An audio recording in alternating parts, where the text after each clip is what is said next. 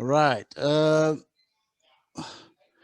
Good evening and welcome to everybody that has joined us. I see the president of Azapo was first in line, Comrade Strike Tokwane.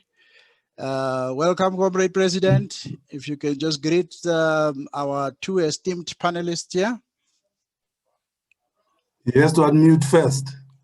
Yeah, I think he's quite familiar with the way it works. Yeah, no. That's basically what I was trying to do. Yes. But probably also to show some face as well. Mm-hmm. And say thanks, Comrade KHOTSO and Comrade MAAZA. Good afternoon. And the other comrades who have joined. Thank you, Comrade Kepadisa. I'm still surprised that you know how to unmute. That surprises me. Yeah, no, that's all right. It's technology. We are fine. We are okay. No, good to see you, Tawa. Long time, Comrade KHOTSO. Long time. Okay. And then I see other comrades, Comrade Mangena, who is a mathematician and a scientist himself, and the former Minister of Science and Technology. He has also joined in. So welcome to all the comrades who have made time to share this with us. This is a continuation of our Black History Month series of webinars. I think this is probably the fourth that we are conducting for this month. And today we have chosen a particular topic of interest. That is a focus on the history of Black people in science, because oftentimes, in the same way as we said about economics the two previous days, our paradigm in science tends to reflect more towards Europe and the Americas. But we have invited two esteemed panelists, Dr. KHOTSO MOKHELE, who is a comrade in his own right, who comes from our own ranks, but is a professional, a scientist, a researcher, an academic, and also a corporate executive, to talk to us about what science is, and what our role was, what our role can be, and how we can use science for national, continental, and global development. In the same vein, Professor Malik MAAZA was also kind enough to accept our invitation to be a panelist here, because he brings in a particular interest about science in Africa. As you saw there, he's the Africa chair for the nanosciences and technology, but they will introduce themselves, and you'll probably pick up what their specialities and interests are as we discuss. I want to also at this point perhaps welcome both of them I know they are extremely busy researching, writing, and doing all kinds of things, but when we approached them as Azapo and said, please, this is Black History Month, let's talk about the role and history of Black people in science, mainly to inspire particularly young scientists, but to also, bring in or bring up the role that scientists in history, Black scientists in history, have played. Let me not take much of their time. I want to start with Dr. KHOTSO MOKHELE. As I've already mentioned, he comes from our own ranks. I will read his bio later when we have other panelists here, so that they can really have a sense of what his scope of work is. My tower comrade, Dr. KHOTSO MOKHELE, let me give you this opportunity and this platform to share with us what you have prepared for the audience and the participants this evening. Welcome. Thank you, Tawa. And I hope that everybody can hear me clearly. Let me also greet the leadership of the movement that's on this call. I've said hello already to Comrade Strike. Comrade Mangena is on the call. And in fact, Comrade Kiparis, I don't know why you asked me to do this instead of Comrade Mangena, because in a sense,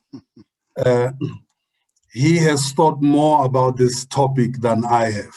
Okay. Yes. And he's even written on the topic. And so I come into it not claiming to be an expert, because I'm not one, on the topic as reflected in the poster, a history of Africans in science and inventions. Okay. But I'm going to share with you in the next 15 minutes or so, as best as I can, my knowledge. Comrade Mangena, if you can unmute, that will help me a great deal, and just acknowledge that you actually are more of an expert on the topic than I am.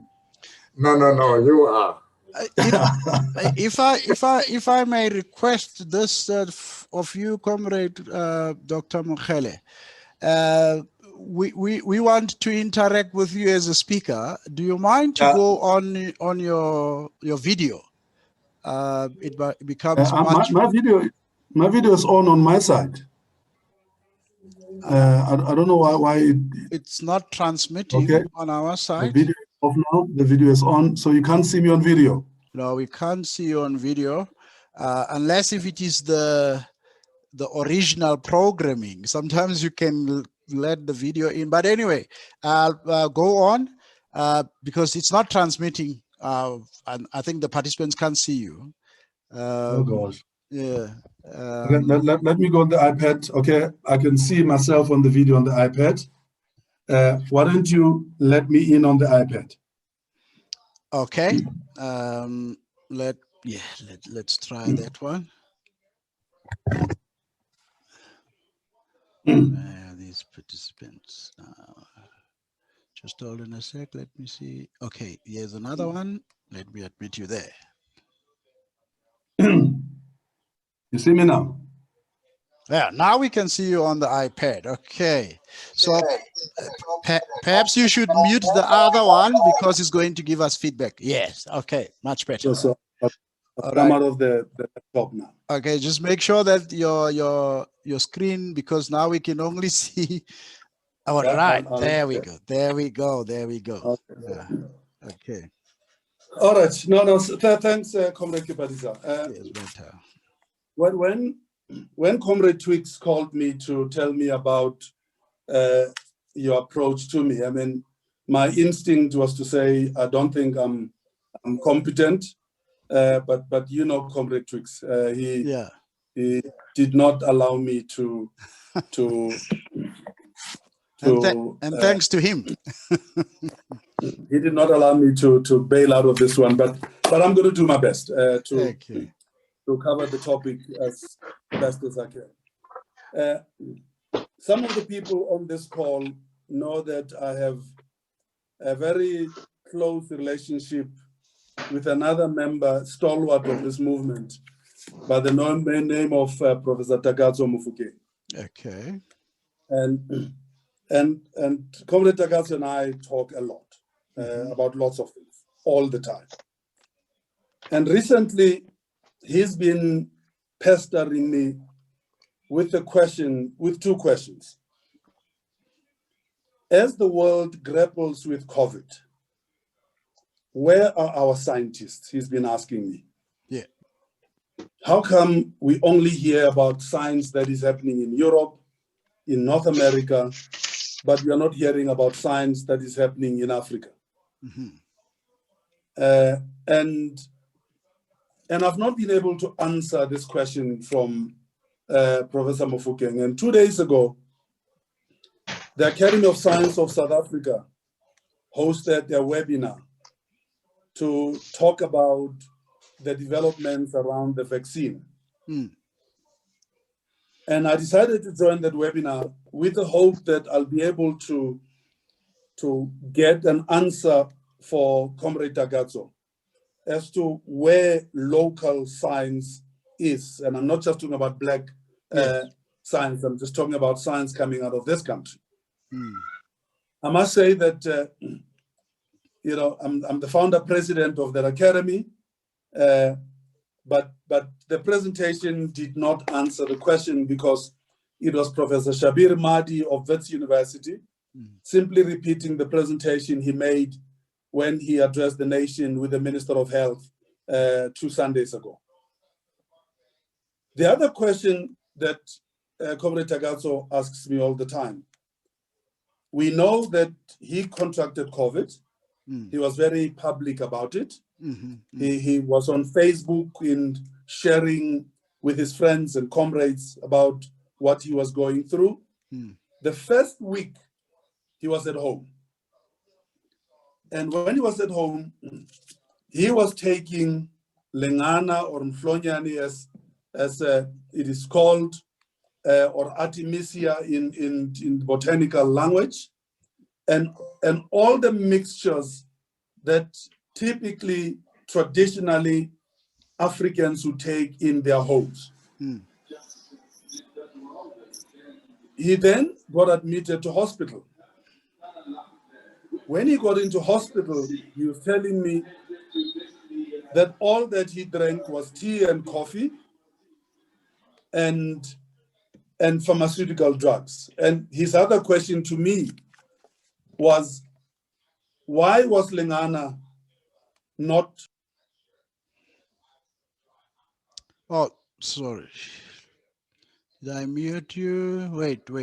My apologies. All right, okay.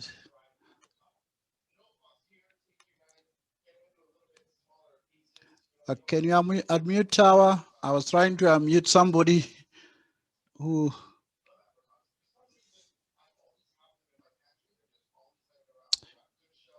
Comrade KHOTSO, I think you are muted.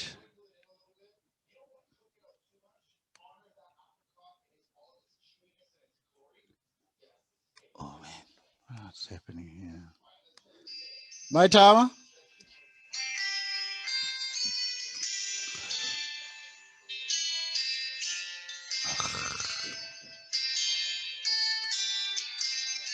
Can you unmute yourself? I'm trying to unmute you here, but Okay. All right, thank you. You had muted me. Because you muted me, you had to unmute me. Okay, my apologies. I was trying to unmute myself. Okay, all right. My apologies. All right, sure. So I don't know where you guys lost me, but his question was, why was Lengana not available to him in hospital, given how prevalently used it is? And I suppose these questions from Comrade Takatso somewhat speak to the topic that you've asked us to speak about tonight. And in fact, Comrade Kipadisa, around 1997, 98, I tried to get a very specific answer to the question that you're asking us to speak about tonight. I was in Accra, Ghana. I went to Ghana, and whilst there, I went to the university at Legon, University of Ghana at Legon, to a professor of anthropology who I was introduced to by a friend of mine, Ghanaian friend, that I had met when I was in graduate school. And the question that I asked the professor was, where do I go to get information about African contribution to scientific development on the continent and globally? And one of the things that I remember about that meeting, it was in the evening, I remember, in his office. And one of the journals that he had on his bookshelf and had multiple copies of it was actually the journal by the title Azania. And I remember being intrigued by that existence of that journal, and us also having a conversation about how that journal came to be called Azania, given the importance of the term Azania to us in the BC and the Africanist movement in this country. The first question that he asked me, he was a relatively elderly professor. And he says to me, young man, I can see how enthusiastically you're asking the question. But you must be very careful, because you may not get the answer that you desire and seek. Now, the reason I had gone to Ghana to ask that question in Ghana is because of the history of the University of Science and Technology in Kumasi. And if you go back to the history of that university, the king of the Ashanti people, Asante Hene the First, in the late 1920s, early 1930s, wanted to establish that University of Technology in the independent Ashanti world. But the colonial government would not let him. When he died in 1931, 1932, his younger brother, Asante Hene II, continued with that project.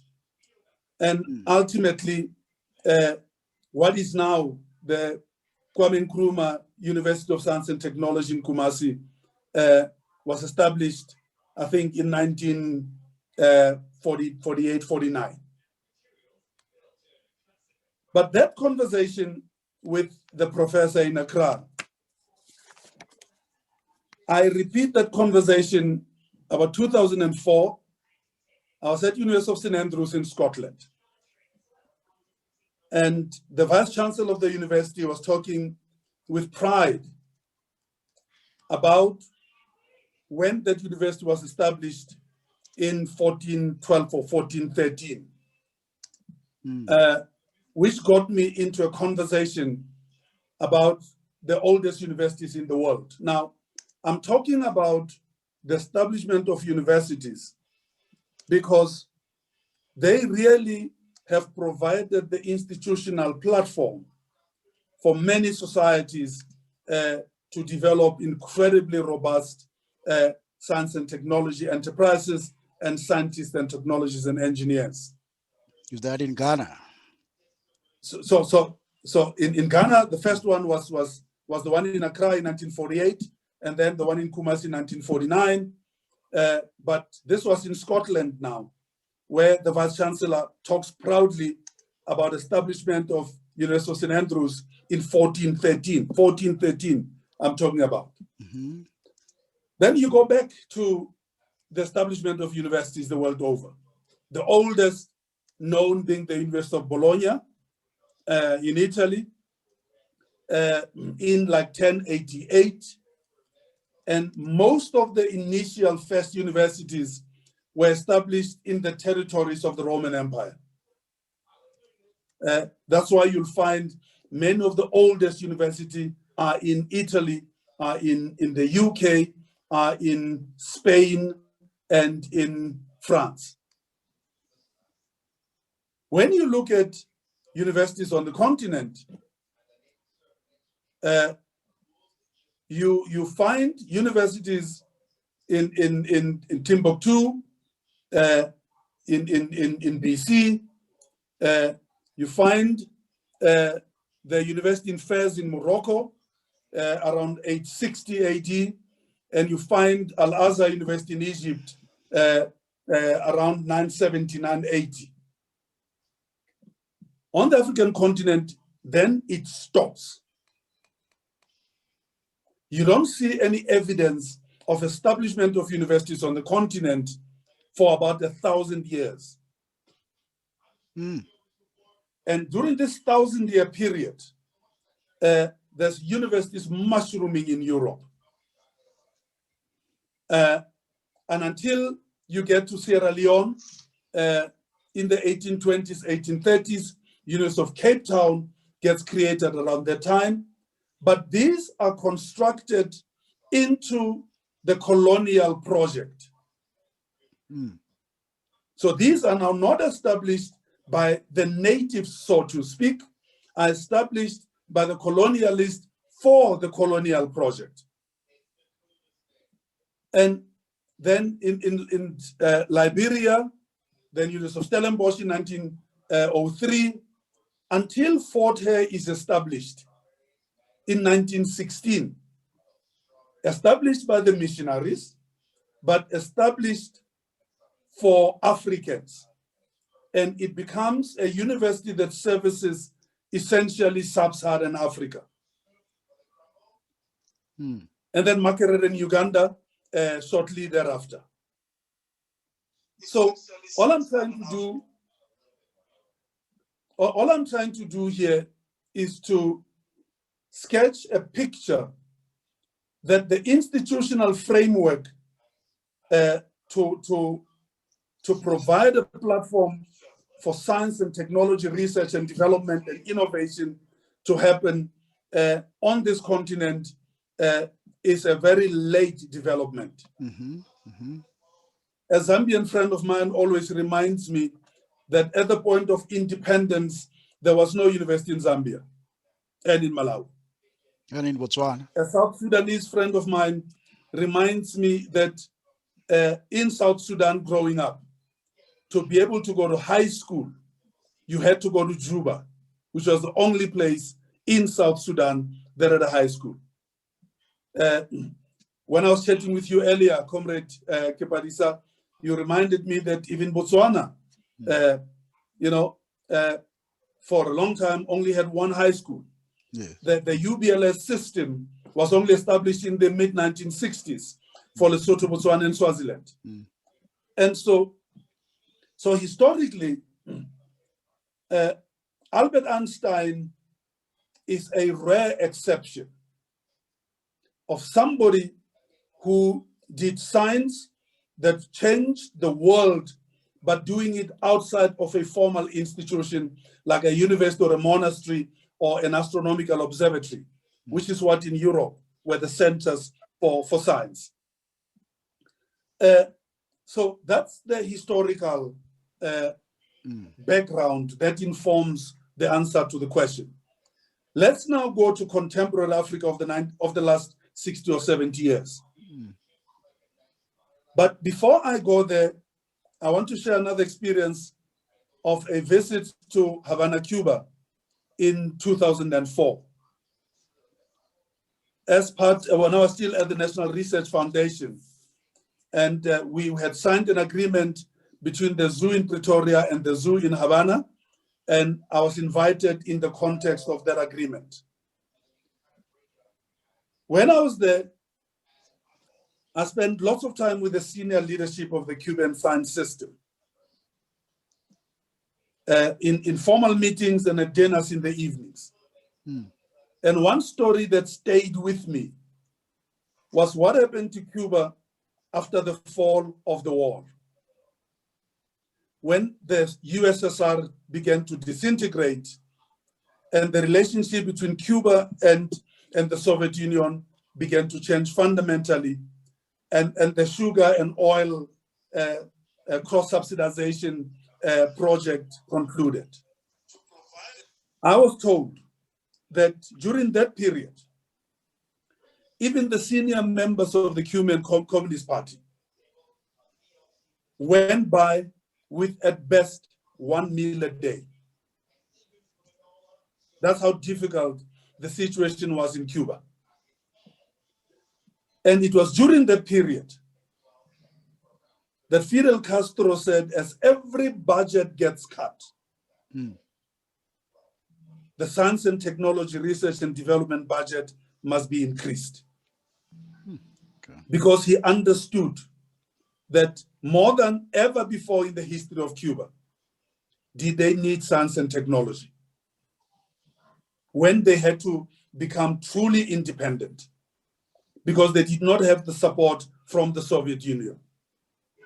UNESCO asked me in 2006 to help the Caribbean community to rethink their attitude and approach to science and technology research and development. I spent 2 weeks in the Caribbean, going from country to country, and everywhere I went, you drive past an institute and they'll tell you that the Cubans built that for us. You drive past a technical school and they'll tell you the Cubans built that for us. You pass past a maternity hospital and they'll tell you that whether you're in Jamaica, you're in Barbados, you're in Trinidad and Tobago, they'll tell you that it is the Cuban technologies who came in and did that for us. They'll tell you about when they had an attack of diphtheria, they say that the vaccine was developed in Cuba. When they had an attack of something, the Cubans developed that for us. So here's a country that has a history that's not too dissimilar to the history of many African countries, but that was able to understand the importance of science and technology research and development. So it is not a surprise that last week an announcement was made that Cuba has developed its own vaccine for COVID. Whereas South Africa, with a very sophisticated research and development infrastructure, has not even come close to talking about the development of a vaccine. And the reason for that, Comrade Kebadis, is because the Cuban system, once a problem has been identified, they mobilize all their resources in that system, bring the resources into one institute on one floor, in one building, to come and tackle all the topic cross-disciplinarily. But that's not how our science system is structured. That's not how it operates. And it is happy to, and I'm talking about not just here. You go to Ghana, it's the same. You go to Kenya, it's the same. You go to Tanzania, it's the same. We do not have that mentality that says we need, when we're faced with crisis like this one, to mobilize all our resources together collectively to help us solve this problem. And because of this, the best scientists, African scientists, if you do not look in South Africa, look beyond South Africa, in sub-Saharan Africa, they're doing the best science in Europe and in North America, not on the continent. And that frustrates the ability for us to be able to answer your question. I'm going to stop there for now, and allow Malik MAAZA to also come in. All right. No, thank you very much. I think you have really positioned the issue for us. You went into history, you even went into the continent, and also, brought a local flavor to your presentation. Thank you very much. We will obviously come back to some of the issues that you have raised, the issue of a national science system, whether we have one in South Africa. If we do, why is it not giving us probably the results that we expect, particularly now? And if it is not there, how we could probably help it to get there. Professor Malik MAAZA, thank you very much. I'm giving you this opportunity. I introduced you earlier about the fields of science that you come from. Maybe just to repeat for those who joined a little bit later, that you are attached to the University of South Africa, and I think they call it Itemba Labs, our laboratory, national laboratory system in South Africa, and that you are chair of the African nanosciences and technologies. Let me allow you to also share what you've prepared for us this evening. Thank you very much, Prof. Thank you, Program Director, honorable senior colleagues and junior colleagues, and all participants. First of all, I wish to express my gratitude to to the chair and his colleagues in associating in this endeavor.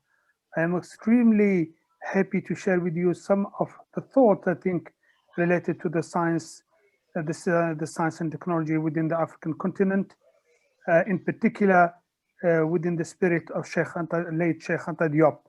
And this month in particular, it's a special one because it's related to his outstanding and vocal message during the Cairo conference in 1974, with Theophile Obenga, which took place from the 28th January to the 3rd February 1974, trying to convince the international community that Egypt and Africa are one and not something else. So I wish just to compliment more or less what my big brother KHOTSO has mentioned. And I will go through a number of slides just to highlight how deep we are not knowledgeable about the scientific knowledge and engineering which was made by our ancestors in different parts of the African continent. And I think this has been highlighted correctly and in a marvelous way by late Sheikh Anta Diop from Dakar in Senegal in his book Nations, Nègres et Culture, Negroes, Nations and Cultures. In effect, the term Negro is not a pejorative or negative as it is now.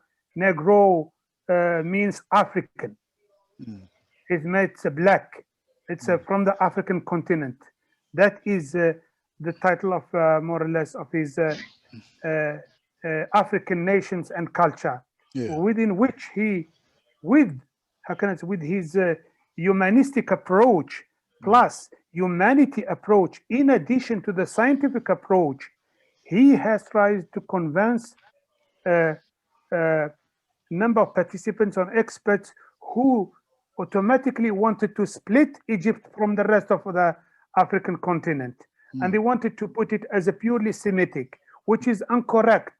And Honorable Sheikh Diop, by the way, he has had his PhD in one of the top institutions of research and development in France, that is Le Commissariat à l'Énergie Atomique in Saclay. This is the equivalent of NEXA with 3 magnitudes of order in terms of staff.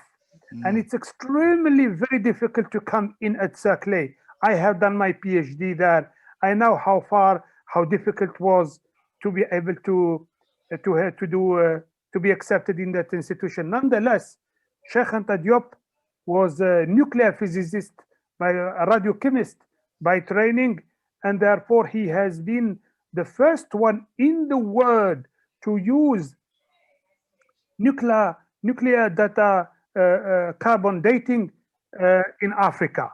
So he is a highly qualified scientist by any means, and the proof that he came with are really scientifically based. Nonetheless, something that we have to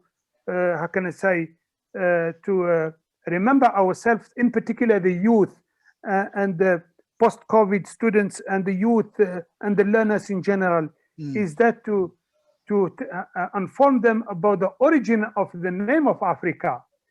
Azania is the name of that the Roman gave to the region of Eritrea and somehow Somali, even down a little bit to Tanzania. That is the name of Azania that the Roman gave.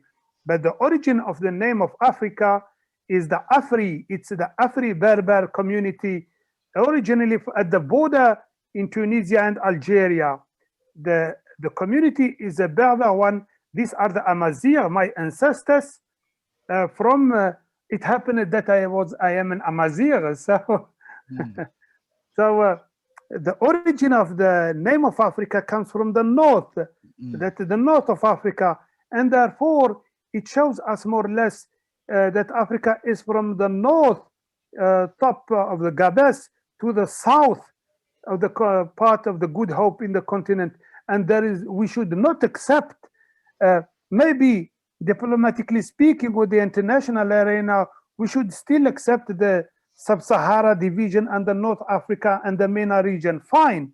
But for our fellows and the youngsters and the youth and the learners, we have to inform them that the continent is defined by its geographical borders, and geographical borders are the tectonic plates who have defined it, and it's not up to an institution of or an organization or a man or woman in somewhere outside Africa to define that. Nonetheless, it is extremely important that we should put it in the mind of our youth and the learners and the young generation coming, the many generation are coming, that Africa starts from the top to the bottom. And that there was a transhumance in effect of humanity from the south of Africa towards the Rift Valley, towards the Canal Suez, as well as Gibraltar, towards the Europe and the rest of the world. But it is important that in history books, it must be stated to all our youngsters, wherever they are in Africa, that is the how can I say, the origin of the African name and its size and so on. In addition to that, the colonialist have always been able to split between us, the sub-Sahara and the non-sub-Sahara. This is a nonsense. It should stop. It should stop, because we have a shared past. If you go to Tassili Njar in Algeria, in the south of Algeria, you will find this rock painting. And this rock painting, of course, they are related more or less. It reminds us the rock painting in South Africa, and this one's in number 3 in the Drakensberg. The same thing, you can find it in Eritrea, nearby the rivers Mereb, Barka, and Anseba, and Halas. In Eritrea, you have number 2. It is the same style. In effect, above the rock, the artistic aspect of it, there is another dimension of it common to the 3 communities here. It is the pigment science. Why these ancestors of us have chosen this red color, and how they managed to take. They have not taken a rock and started to paint. No, you have to prepare an emulsion, which means you have to use this rock, the iron oxide rock and magnesium oxide rock, to mix it with the milk, to have an emulsion, to have a cream like we do now, the cream when we go to, how can I say, when we go to the, to use a sunscreen. Okay. And also they mastered somehow the mathematics, geometry. I mean, it is not given to a lambda to make such a kind of beautiful paintings. So it shows clearly that not only they have mastered the pigment science somehow and the emulsion science as well as the geometry, but they have developed that in different parts of the continent. So it is not one region. No, it is a proper to the African nation as a whole, not one spot. So it might be false to call all of this type of art sand rock art, which is what some of us have argued, that if you go to any other region in Africa, you find this kind of rock paintings. So these should be African rock paintings. Correct. Yeah. You are absolutely right. You are absolutely right. And well, again, I think what is extremely important in it is that the ethnologues, they have done their homework. They reported on where they found it, how our ancestors have made it, how they were living, and so on.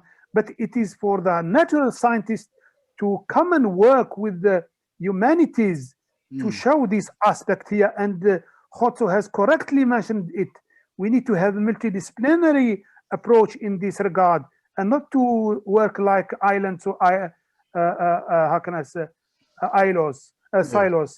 Something else which is extremely important is that we need to ensure that the learners, the new learners generation and the coming generation would have a clear sense of how big is this continent.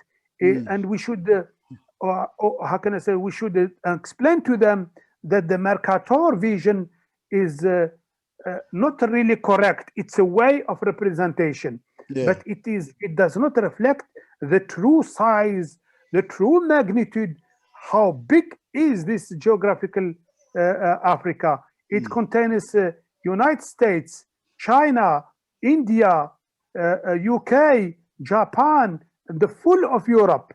So they must understand how big is this continent. I don't think that we are doing justice to these young fellows, in particular at the learning schools. Well, also to share with them something which is, how can I say, maybe appealing for policymakers, but it should not be limited to policymakers or advanced postgrads, but also to learners from class 1. They must understand that the continent is extremely rich and wealthy in terms of minerals and so on. And unfortunately, all these minerals, they go outside the continent. But we need to, how can I say, to ensure that these minerals will stay, or should be developed, or technology should be developed within the continent. I think I have a problem with my. Maybe I would stop here and I can continue after. What do you suggest? No, I think go on and exhaust your slides if you still have others. Unless if this is the end of the slides, then you can talk ad lib. I think I have a problem with my computer. Let me. How can I say? Let me log on after. But let's continue the discussion, please, and I will continue after. Okay. Thanks, bro. Okay. Thank you. All right. So you'll come back later, or? Yes, please. All right. Just now. Okay. All right. Perhaps we should pick up on an issue, Comrade KHOTSO, just so that we don't. I mean, it doesn't escape our reflection here. The issue of Black scientists and inventors. I know that, we haven't collected that information probably here in South Africa, but in the diaspora, in particular in America, I've been fortunate to travel once or twice there. So what I had discovered as just a curious person was that they do a collection and publish books, perhaps out of the mainstream school system, just to inform their children about famous Black scientists and inventors in America. I'm sure we have quite a few here on the continent and in Tanzania itself. So I wanted us here to probably reflect, because you come from the science community with Professor MAAZA. If there are any names that come at the top of your mind that you would want us to remember and, reflect on, perhaps trace their journeys and their contribution to science. I know that we had a discussion earlier where we also wanted to pay tribute to one of the first nuclear scientists in the country, who, according to history and the records that we read, was also killed by apartheid, because the apartheid regime thought that he perhaps was working with the Gene 16 students to, maybe make some bombs and what have you. That's how the story goes, or perhaps that was the charge by apartheid. But Dr. Wellington Tasibana, it is such a tragic thing that, I only got to discover about him about a year ago, and I took a particular interest in this Black scientist who lost his life in such a tragic manner.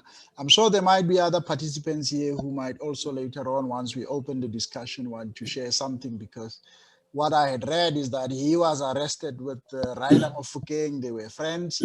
And Ryder also died about a month or two ago. May his soul rest in peace. I don't know if you know a little bit about him. Maybe you can share, or the community, his history and heritage, as we look at Black History Month. No, Comrade Kibali said, no, thanks a lot. Let's go back to the project in the US that inspired you to think of this particular webinar today. As you told me 2 weeks ago when we spoke.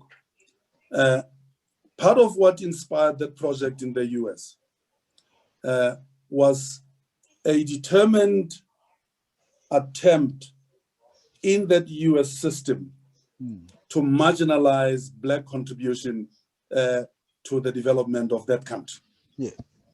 We recently benefited from seeing a movie, Hidden Figures, which is a movie about 3 African-American women who worked for NASA when the Apollo project was starting. Oh, yes. Who did most of the calculations that informed the trajectories of re-entry and the trajectories of exit into outer space.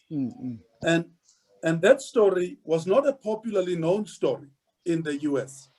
In the 8 years of my life that I spent in the US, that story was not part of the normal conversations in the US. And so at some point in time, somebody decided that that story had to be brought to the fore.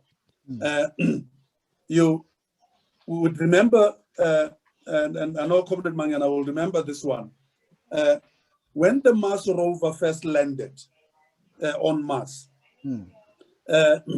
it was Sheikh Mbo, who worked for NASA, who calculated to the millimeter where that rover had to land. But he had left Africa, he had gone to work for NASA in the US.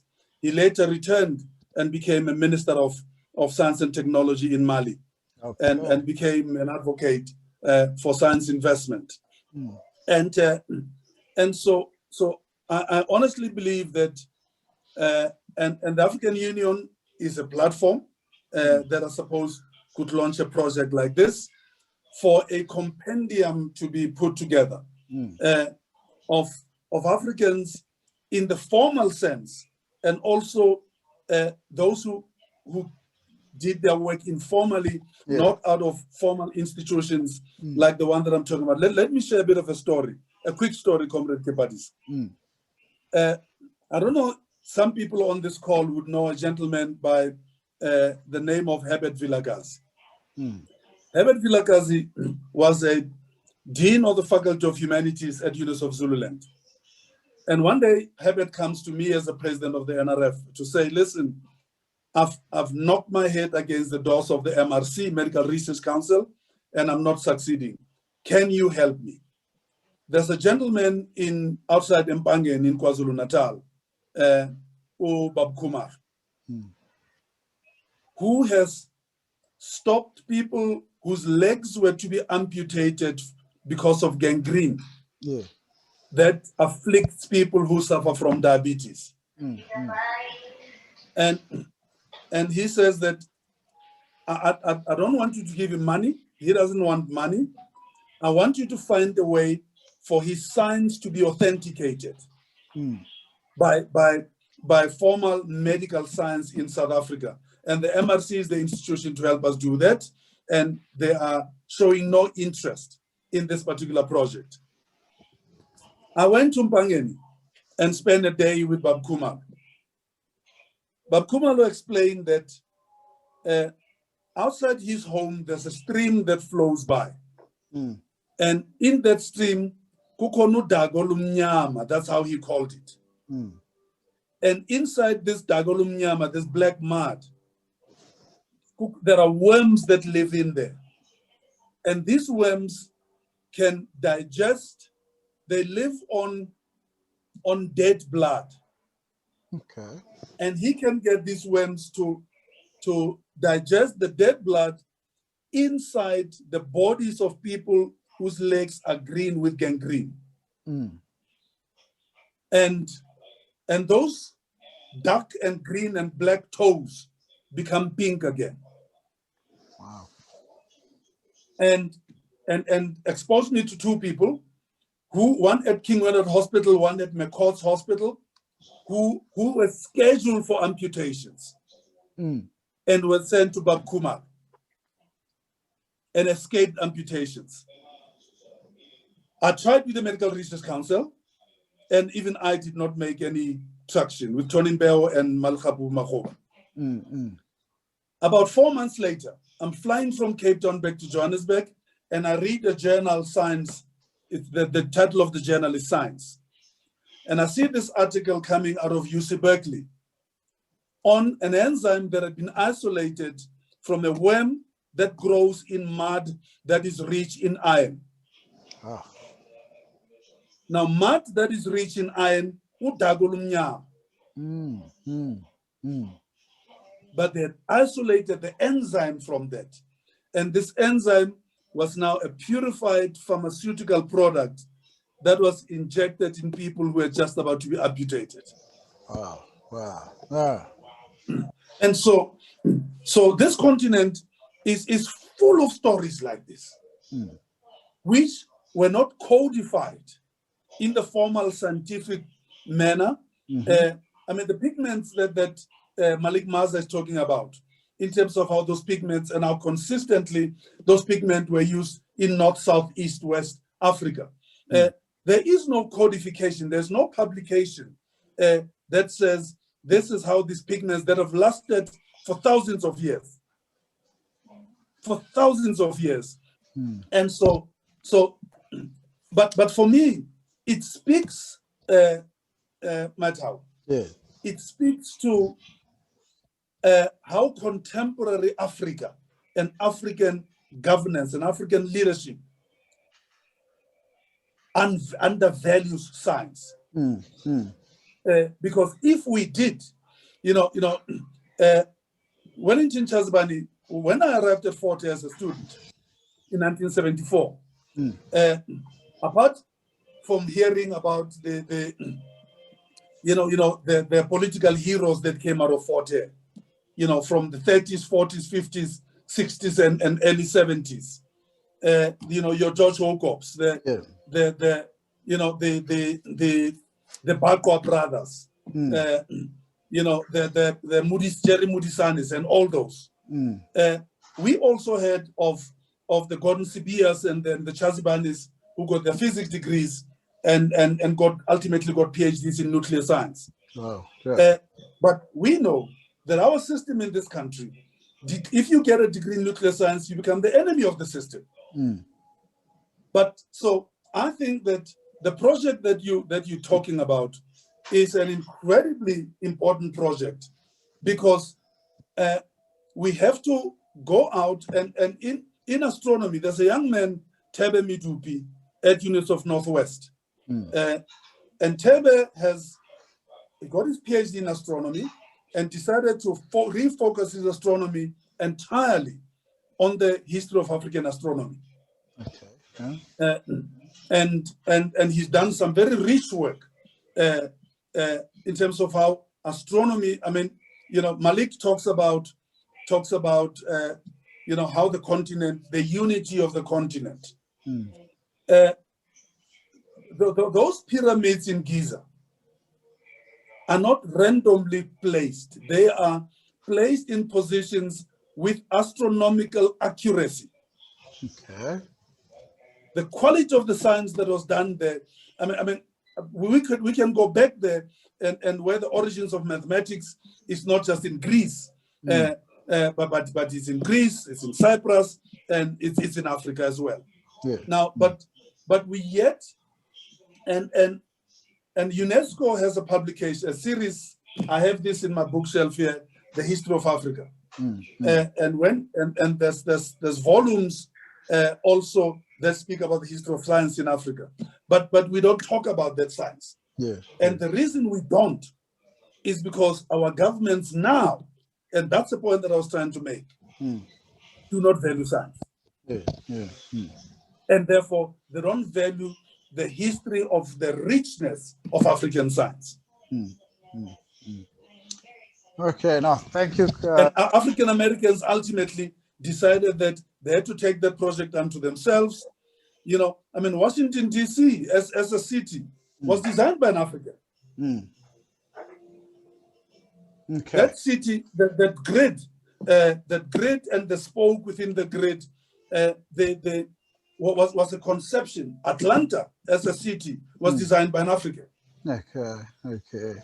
Yeah, I think you've touched on the right note there, and I think you've taken us really deep into our heritage here in Azania and in Africa of science, when You mentioned Dr.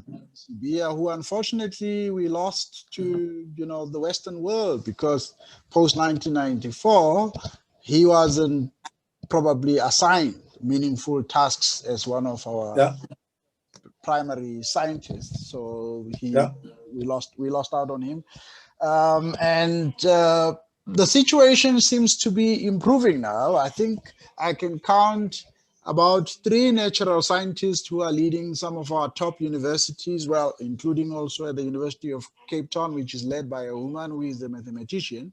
But I see the new Vice Chancellor at Wits University is a pure natural scientist, a young VC who comes from the research world, which is encouraging. I hope that it inspires more young Black students to follow that field.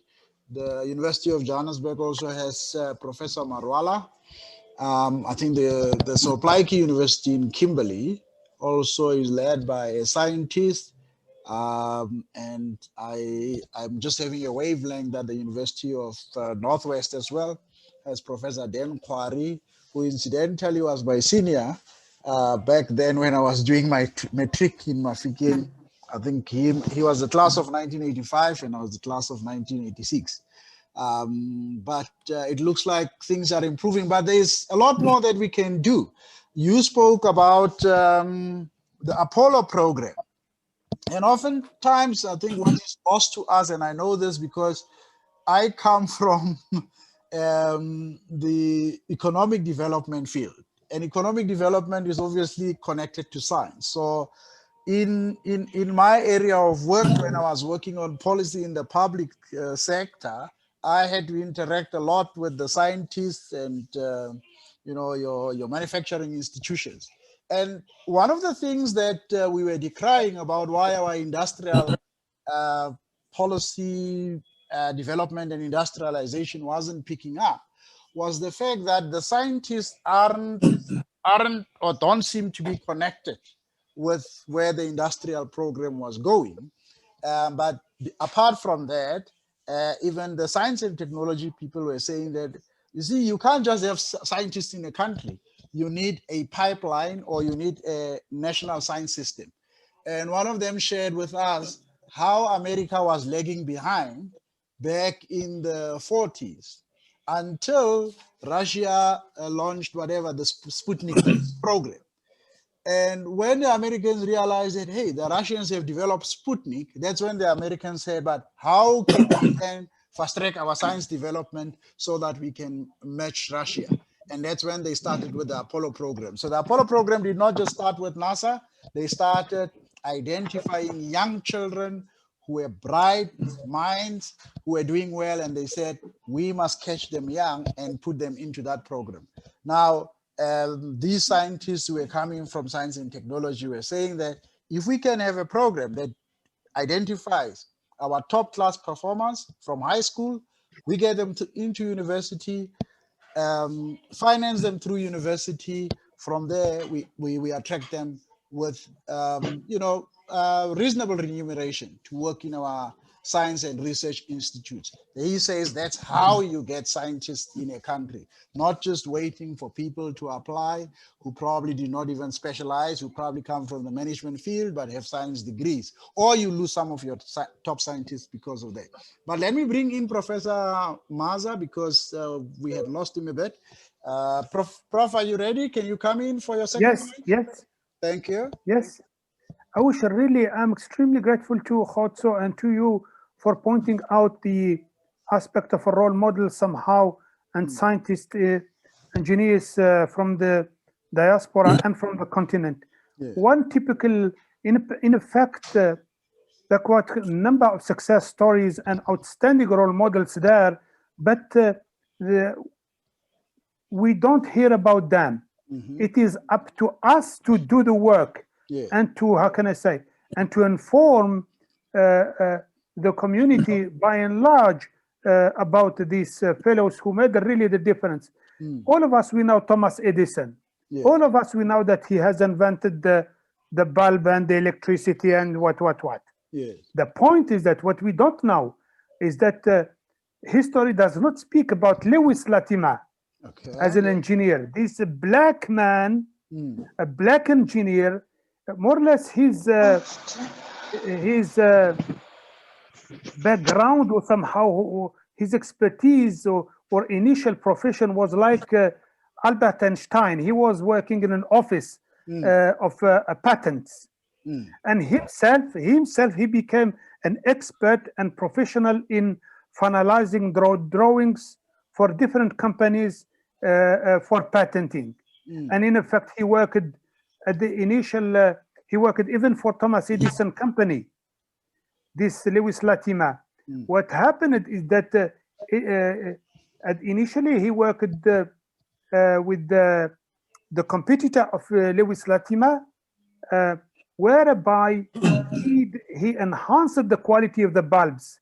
The bulbs in that time were made, of course, of a carbon filament, but the carbon filament, the geometry, the configuration which was used so far was making the lifetime of these bulbs of around some hours or some days maximum. But Lewis Latimer, as an engineer and inventor, member of the diaspora, has restructured more or less the filament and made it in a way that the lifetime is months and years. So all the bulbs that we were using somehow when we were, how can I say, before this revolution of the LEDs and so on, yes, it was his work. But we hear about Thomas Edison, but never about Lewis Latimer, who was a black engineer and an inventor. So as a role model, here we have a typical person that in effect he should be in the books, in any book for learners. Something else is that as a role models also we have Ahmed Zivail. In effect, if he has not passed away, he would have been able to have 2 Nobel laureates. The first one was ultra fast spectroscopy, and the second one for inventing the 4D electron microscopy in space and in time. In effect, he would have been able to have these 2 Nobel Prizes, and he has helped us more or less in implementing the African Laser Center in South Africa. Coming back to the point that you highlighted, dear Chair, the trying to have a biography somehow of the African scientists from Africa and the diaspora, the NSF, which is the equivalent of the NRF in the US, and as was correctly stated by KHOTSO, a number of African Americans have decided to embark in these initiatives supported by the NSF. And they came out, how can I say, with, if you go to this website, you will find, how can I say, around 450 or 90, something like this, biographies of chemical engineers, educator, physicist, what, and so on and so on. I would like just to go quite senior and junior, and I would like just to go to this one in particular because among them you have Alf Khadim Sizani, who is a native of Zululand, KwaZulu Natal, who immigrated to the US in Atlanta, and now, how can I say, he's one of the eminent scientists in Atlanta, and he does come in a regular ways in Africa and South Africa in particular, where he tried to act as a role model indeed for a number of fellows. So is Kazim Tingwa, originally from, and from role models from females, we do now, I must admit, Africa is no more orphan. Nearly each year or each 2 years, we have women in Africa among the top winners. You can see Tabelo Nyokong from Rhodes, Koreisha from UK Zadan, and so on and so on, other colleagues from other parts of the continent. But you can see that excellence now exists. We have the critical mass. We are now good, and in particular one which is really at the heart of the highest respect pedestal for me is Professor Tabelo Nyokong, who shows clearly that from shepherdship to world top expert in the field of chemistry, one of the highly cited chemists in the world and in the continent, originally from Lesotho. And also something else now that we can show as a typical success story is that Professor Amina Gurib Fakim, originally from Mauritius, who from phytochemistry, a leader in the world in phytochemistry, became a president of the Republic of Mauritius. So science can take now, show clearly to the, how can I say, to the learners and the girls and the new generation that with science you can go wherever you wish. There is no limit to the sky. And in South Africa, for the moment, we do indeed have an outstanding top role models. That is MOKHELE Pakang in mathematics education. That is the Professor Shwana Mafuya, an eminent epidemiologist. KHOTSO here present, and a fantastic biochemist. In fact, I knew him as CEO of the ANARA, fine, but I heard of him in Europe as one of the top biochemists. And of course, we have quite a number of other fellows and so on. What is sure, colleagues, I would like just to share with you something which is really that any African must know this, is that mathematics maybe was born in Europe, in Asia, in Sumeria, and so on, fine. But also it was born in the African continent from 20 to 25,000 years ago.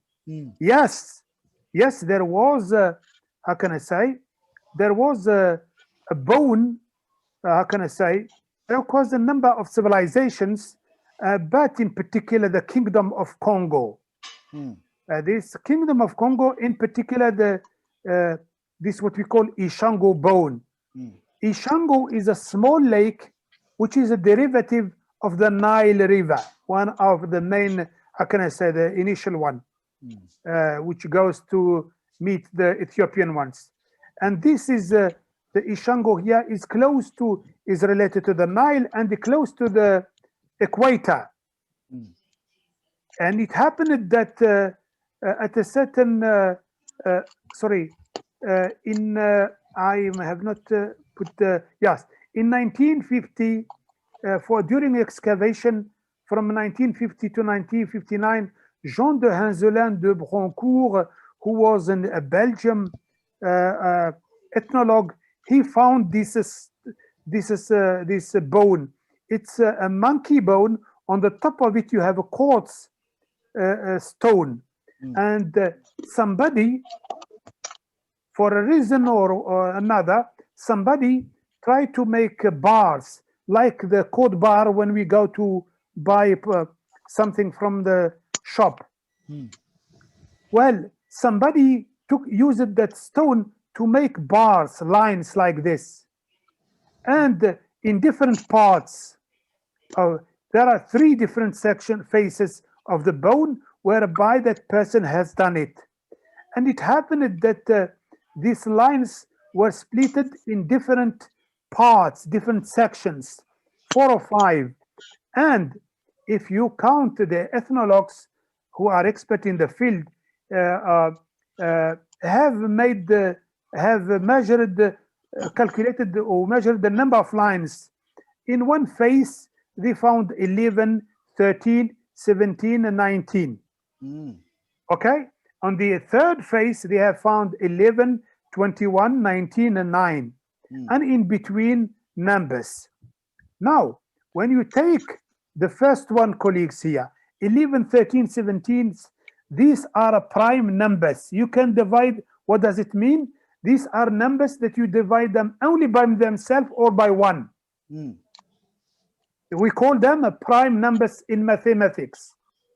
If you take the third one, you will find that these are base 10. 9 is 10 minus 1. 11 is 10 plus 1. 21 is 2 times 10 plus 1. 19 is 2 times 10 minus 1. So it is base 10. And you, how can I say, and how can I say, there is another series in the middle. And what is sure is that when you take the summation of the first line is 60, the second one is 60, and the third one is 48. You would understand that that person who has done this in that time, she does not know what is a prime number.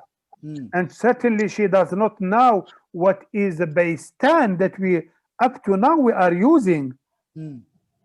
But what that African person knows, that she counts, she has counted, and she counted in a way that to have the summation 60 here, 60 and 48.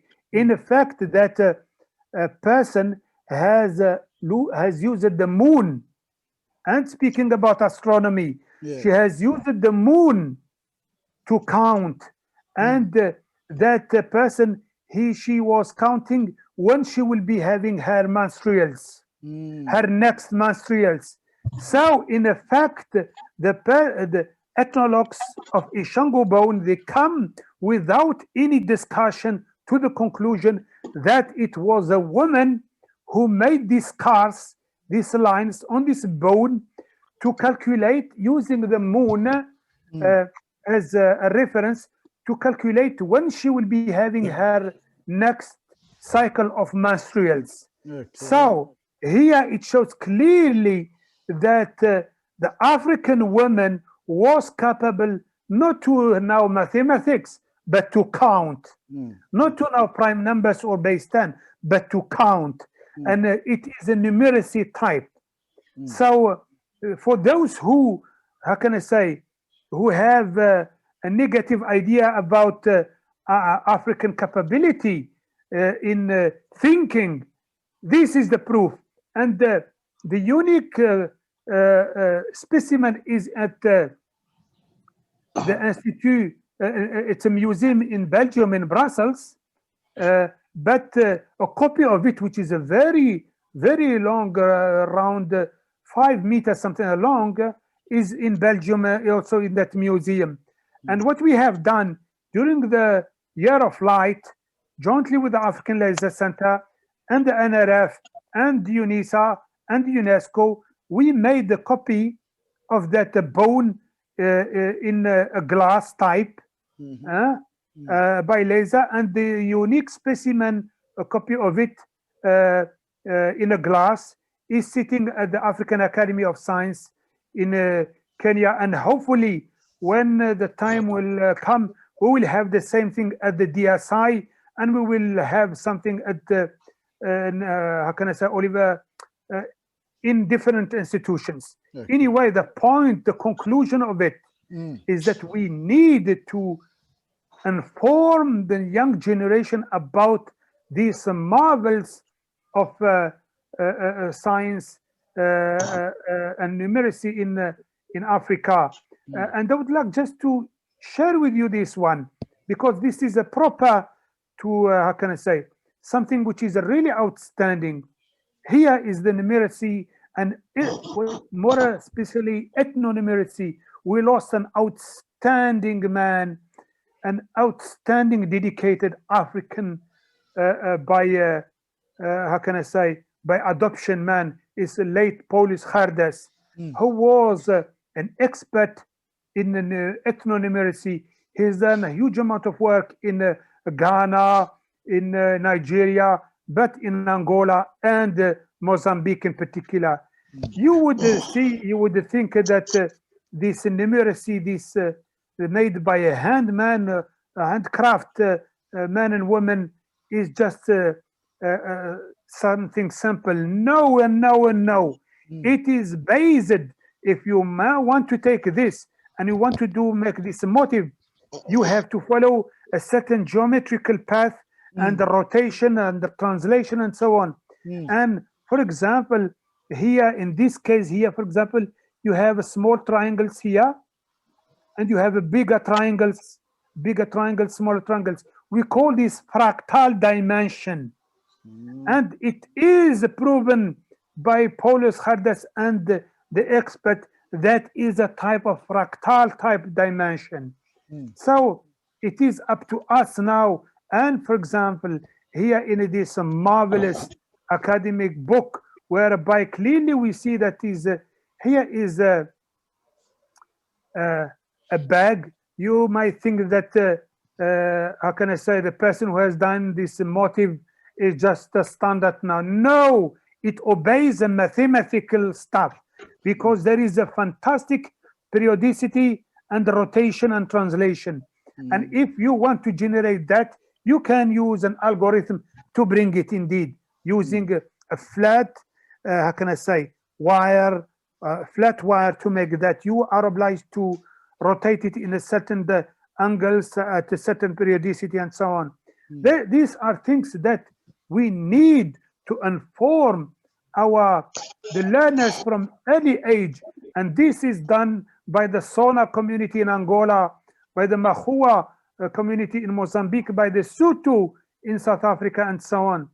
And so these are just type of mathematics, but so again, it shows that our ancestors and still our communities in the rural areas, they use this know-how without knowing that they are doing mathematics. It is up to us to give it a scientific signature. So to, how can I say, not to wait automatically for the governments to come in, but it should be initiatives from groups. And here within the UNESCO chair, we are trying to do it also.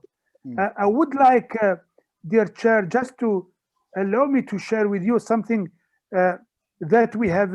We think that forging iron and bronze foundry was created in Birmingham. This is wrong, false.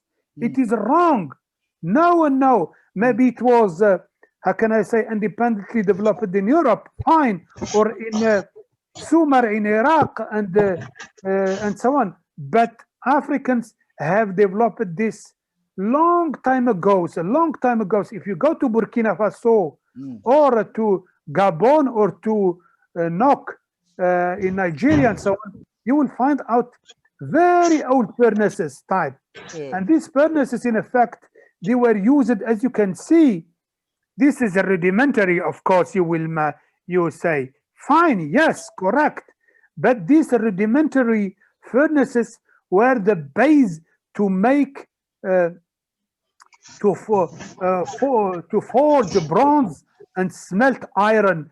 And our ancestors, they were clever in a way. They were creating these furnaces in a way to create motion of air from cool air to hot air, and therefore to have a fire, how can I say, always on, and to put on the top at different levels iron to be smelted, and for such to come with such outstanding, marvelous artifact in Benin, as you can see. Colleagues, that it's not a part only, it's not a question of art. No, it's the fact how to smelt that iron, that bronze at various temperatures and so on, and how to make such a high quality stuff. And again, in terms of it was not limited to iron and others, but also gold mining and gold engineering in Mapungubwe, for example, in Ghana, in Mali. As you can see here, it's written in Arabic. It shows that in effect these kingdoms and our ancestors in different parts of the continent, they were trading, they were doing business, and they knew how to do business. And there was an economic dimension to it. And there was no sub-Sahara and the north of Africa and the rest of Africa. No, there was one. And in Timbuktu, the Imam, when how can I say, he calls the Al-Jumu'ah, that means the prayer for Friday, he was calling it on the behalf of the king of Morocco, of Fez, in that time, or Tlemcen. So it shows there was a connection in between. As you can see, these are money, currency, which was used in Morocco, but exchanged in Timbuktu. This was found in Timbuktu. So it shows us clearly that for us, it is for us to not rewrite the history, but to correct and to enrich it with the new knowledge that we have acquired now. And it has to be done by ourselves, by Africans, whoever from South or North of Africa, but we have, or East or West, but we have to ensure that the future generation of young learners and so on must have this knowledge, must acquire it to ensure that they will continue on the path of innovation of our ancestors. And I think I should stop there. But I want just to share, if you allow me to share the last slide, and that's to show you how we believe in, how can I say, in this idea of Africa, is that to create, how can I say, to create a huge human capital mobility within the African continent, but both at the senior and the junior level, in particular students and youngsters, to allow them, because they are the blood, they are the workforce of tomorrow. And we have to ensure that we will have huge amount of mobility within the African continent. And we have to show them the challenge that we have to face.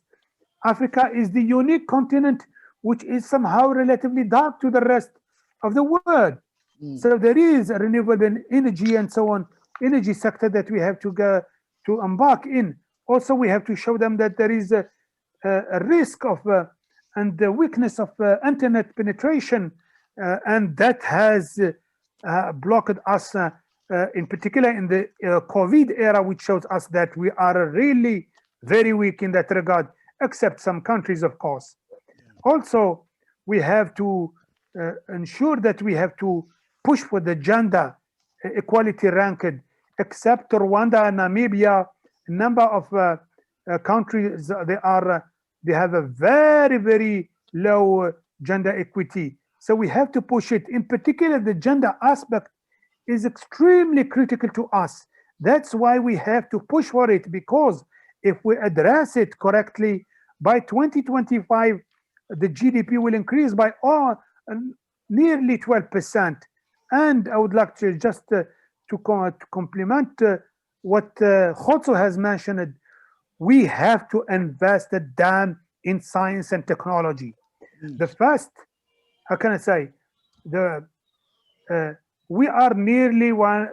Some countries are 1%. We are still low, very low. We have to embark in it. We have to do the same thing as Israel, small but effective. We have to do it, as KHOTSO said. We have to go for big programs or a specific target, and we have to bring everybody to contribute in a multidisciplinary way. And I would like to share with you, colleagues, this.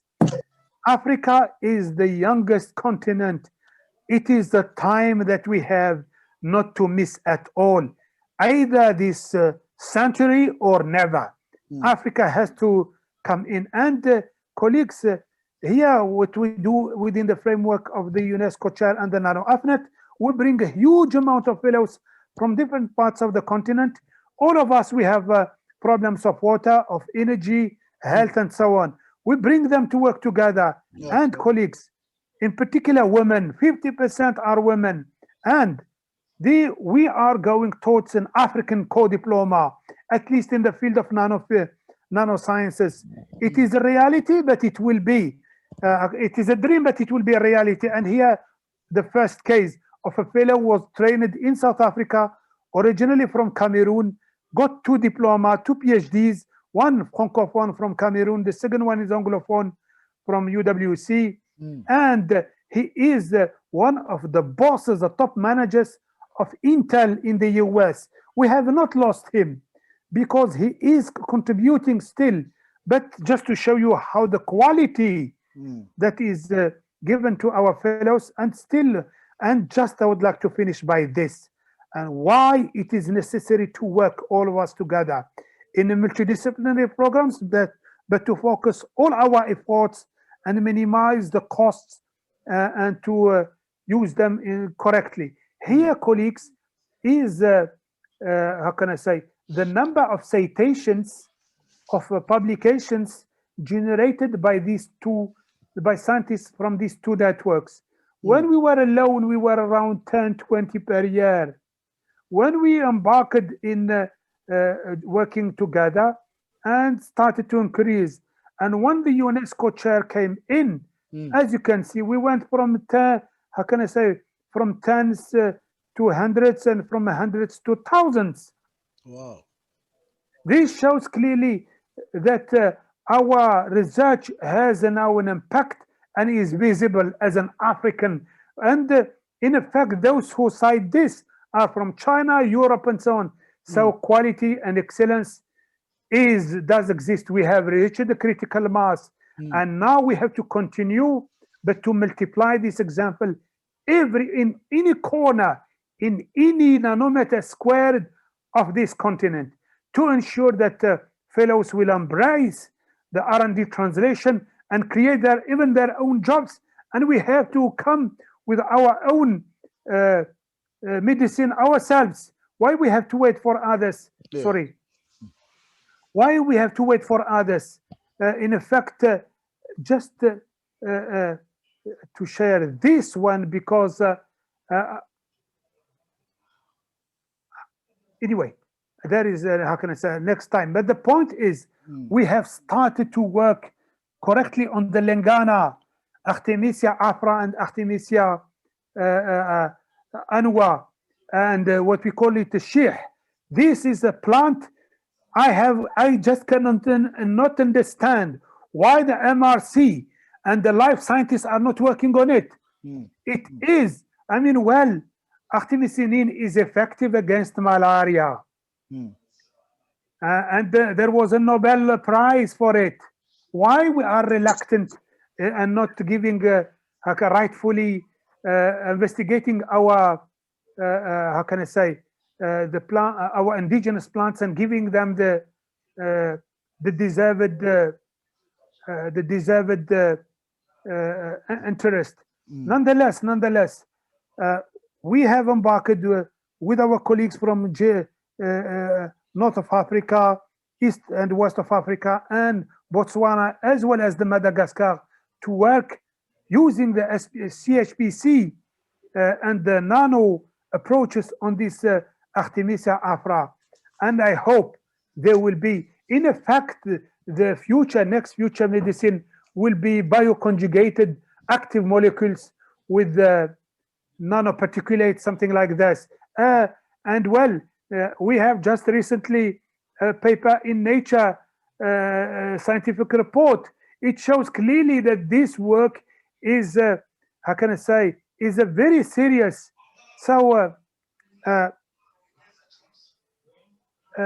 my point, colleagues, is that we have really to work on a way that to inform the learners and the young scientists about these outstanding role models everywhere in the diaspora and in Africa, and give, how can I say, give credit and try to support more by scientific facts the indigenous knowledge. And KHOTSO is right for the pigments. You are absolutely right. We are working on it. It is not my job, but doesn't matter. It is in parallel. It's your community type work, but we are working on it. But I think I should stop here. Thank you. Okay, no, thank you. I feel like you shouldn't have stopped, but I guess time is a limited commodity, so we have to stop at some point.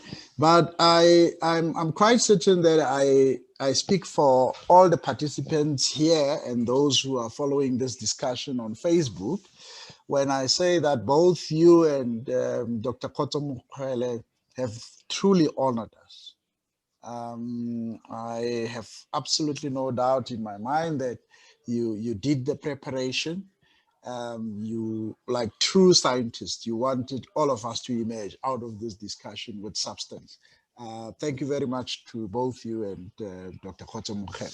At this point, what I want to do is to open the platform for interaction with the participants here. And if there are others following on Facebook, I'll try. I have a phone here next to me. They can just make comments and then I'll try and read them out to you so that we can interact with those questions. So it's not just questions. I know we have mathematicians here like Comrade Mangena as a former science minister, and a mathematician and a scientist himself. So if they want to make comments, they are also welcome to make contributions. So ladies and gentlemen, comrades, we are now opening the discussion to all of you. So feel free to pose a question or make a comment.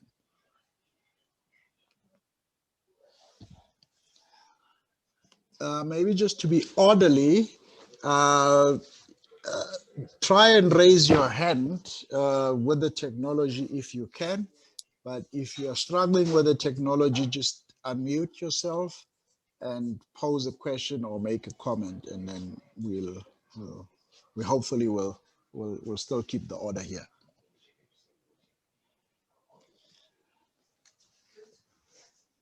Pluck the courage. These are important issues for us to deliberate on. Oscar Mohelo, I can see you've raised your hand. Please come in.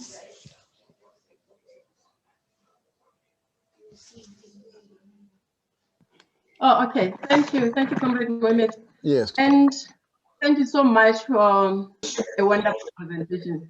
I'm not a scientist. I'm less about science, but what I can say. Okay. May I ask from all our participants to mute if you are not deeply polarizing figure. Rush Limbaugh became the most prominent political radio host in modern American history. Hello. No, mute. I think the sound is coming from your end. He started as a tough. But all right, I managed to mute you. Tsolela, go on, Comrade Camelo. Yes, I was saying thanks so much to the two professors, if I'm calling them in their correct titles, but what a wonderful presentation and so much information. Yeah. I really enjoyed that. Much as I'm not a scientist and I'm clueless about science, but what you have just given us today is so much. And I really appreciate that. My question, not necessarily the question, but I just want to hear your views with, I had Professor, if you're not MAAZA? Professor and I'm correctly, Professor KHOTSO. Oh, okay, yeah. Talking about the Artemis and the Mlingana, and also talking about that gentleman, Uba Banban, who managed to heal a person who was just about to be amputated, some worms from that soil and all that. So I understand that guy, he was not a doctor or maybe a qualified in terms of Western language, that kind of a doctor, but he knew what to do with those. So in my mind comes also the person with the name of Alberto Bormann, popularly known as Dr. Sebi.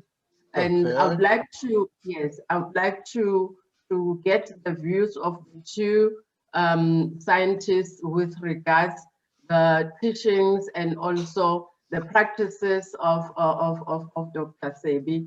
He wasn't a qualified, a Western qualified doctor, but we know that he managed to save lives so much with regards to the indigenous medications that he used.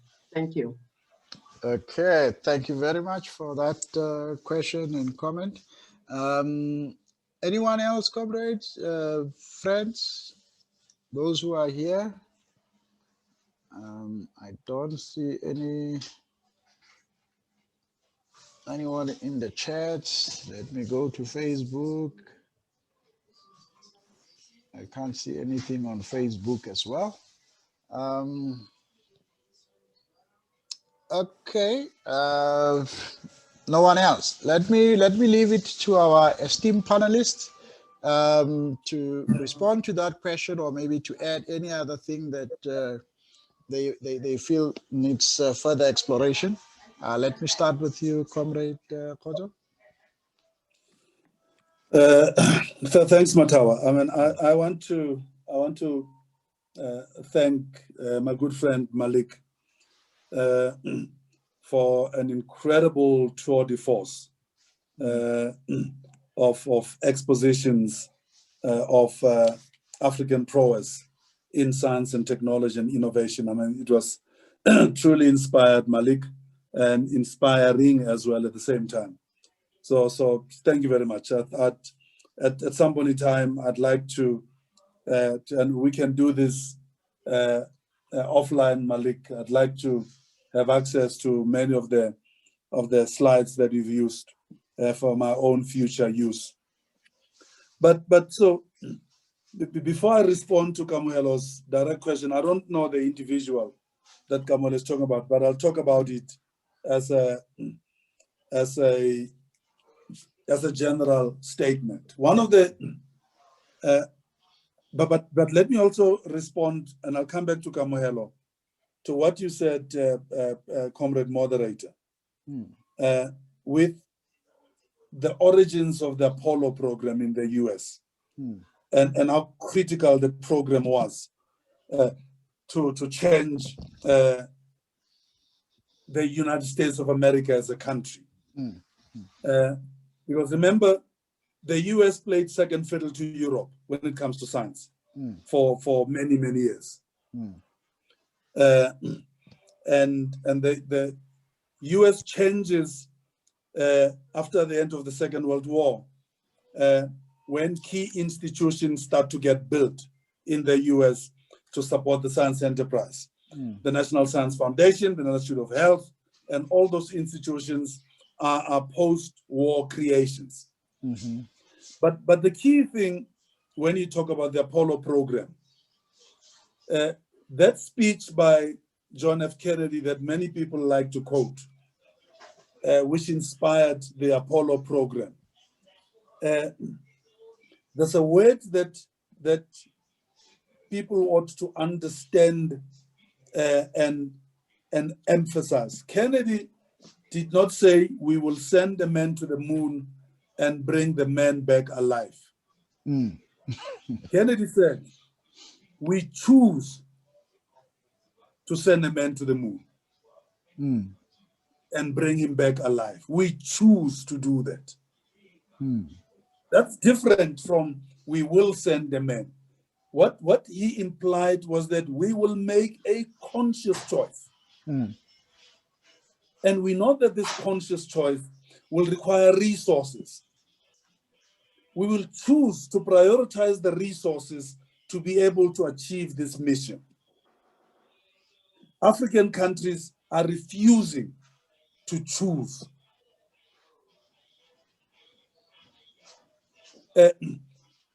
Malik, towards the end, Comrade Mangena will remind us, South Africa was, in terms of funding for science on this continent, at some point in time, we reached 0.75% of GDP spent on research, development, and innovation. And from then, it's been sliding backwards. And other countries are spending 3.5%, 4%, 5% of GDP on research and development. So, and again, let me go back to Cuba. Cuba, at some point in time, chose to spend 7% of GDP on research and development. These are choices that nations make and that many African countries choose not to make. So to Comrade Kamohelo, let me come back to your issue now and respond in general terms. When you go to India and where Comrade MAAZA comes from, in the Arab world, again, there too, there are certain choices that are being made. India has two distinct medical education systems. One choice is to train the same way that Harvard and MIT and Stanford and UCT and vets train. You can go to medical schools to train that way. The other choice is Ayurvedic medicine. You can go, there's a separate system in the higher education system that teaches through the Ayurvedic system, which is the traditional Indian healing system. So the person that MOKHELE talks about, and that the people that use Lingana or Artemisia botanically called, the people like Bab Kumalo, when we're having discussions and debates in this country about indigenous knowledge systems, one of the disappointing things about that debate was how pedestrian that debate was. It lacked intellectual rigor as a debate. And I remember going to Parliament, and Brawali Surote was the chairperson of the Portfolio Committee in Parliament at the time. And he brought a gentleman from Kwakwa in the Free State who had built a bicycle from scrap metal. And that gentleman and his bicycle were flown to Cape Town and were displayed in Parliament as African indigenous knowledge systems. I mean, he just took scrap metal and built an instrument that we've been using for the last 200 years. And when you try to say that, but how can we build into our understanding of a knowledge system how traditional African knowledge systems worked, you could not get traction into that kind of debate. And so, and because we all know, as Africans in Southern Africa in particular, that one of the strengths of African traditional medical practitioners was for their systems to be held in secrecy. And so when they died with their knowledge.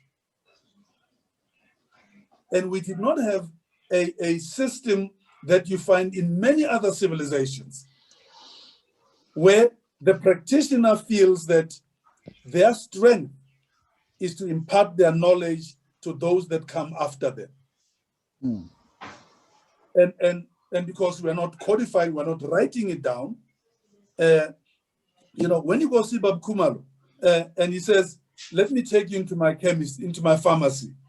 The pharmacy is a hut with lots of roots on the floor, on an unpaved floor. Only he knows what's inside each and every one of those roots.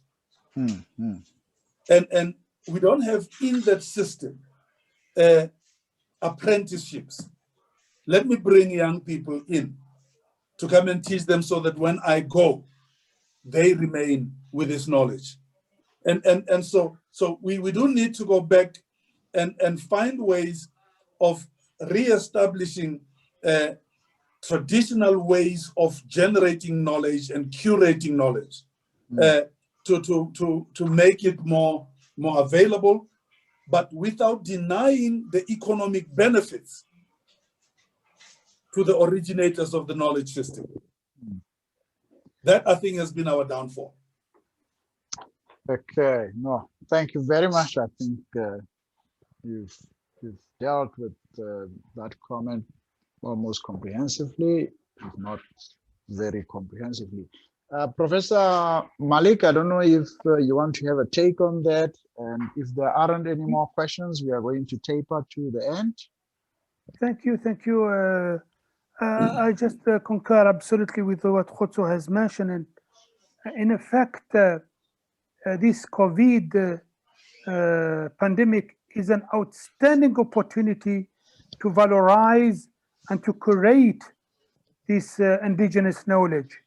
For example, if you take the bulk of pharmaceutical products that we take, what we call North pharmaceuticals, in effect, the origin of all of them are plants-based photoactive or active compounds. It's just we have identified the active compounds against the malaria, against X, Y, and Z, and so on. And we have biosynthesized them artificially. And the bulk of them, they come in effect, the originally plant active compounds, they are from Amazon. And then if you take the, and in Asia is purely Asian fauna, flora, sorry. And when you take the case of Africa, it is not curated.